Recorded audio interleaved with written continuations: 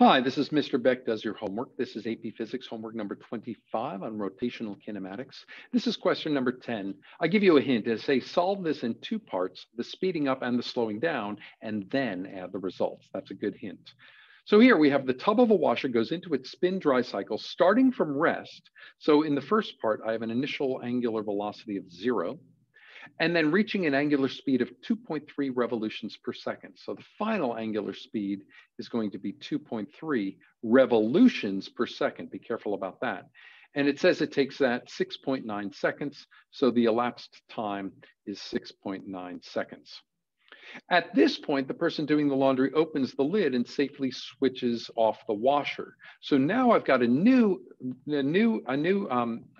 calculation, which is going to start at that initial speed of 2.3 revolutions per second. And then the tub slows to rest in 5.8 seconds. So the final angular velocity is going to be 0 in this case.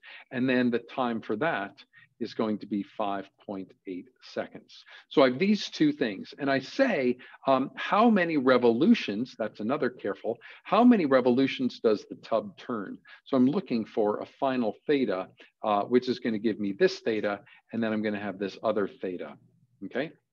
Now, I have revolutions per second and I have seconds. Now, if I were to do this all in revolutions per second and then solve for revolutions, this is actually going to work because I'm never going to do the conversion from revolutions to radians. So I can actually do this all in revolutions and the equations are going to work fine in this case. So let's do this because this will work in this case. Now I have a final, an initial, and a change in time and a theta. And I know that if I want to have a constant angular acceleration, and I don't care about the acceleration, I know that in linear terms, my v would be my v0 plus at. I know that my v squared equals v0 squared plus 2ax. I know that my x equals v0t plus 1/2 at squared, but it turns out I'm not going to use any of those. The final one is x is 1/2 of v0 plus v times t. That's going to be the equation I'm going to use in angular terms. But in this case, it's going to be theta equals 1/2 of omega 0 plus omega times t times my change in time. So in this case, I'm going to have a theta of 1/2 of 0 plus 2.3 times my time of 6.9 seconds. And that'll give me a theta for this one.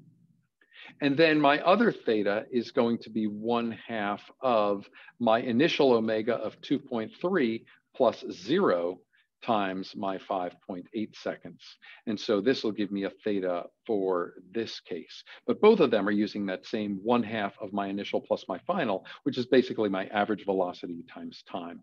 And so once you have those two values, you add them together, and that will give you the number of revolutions, because I never converted from, everything is in revolutions per second and revolutions. And so this will give me a theta in revolutions.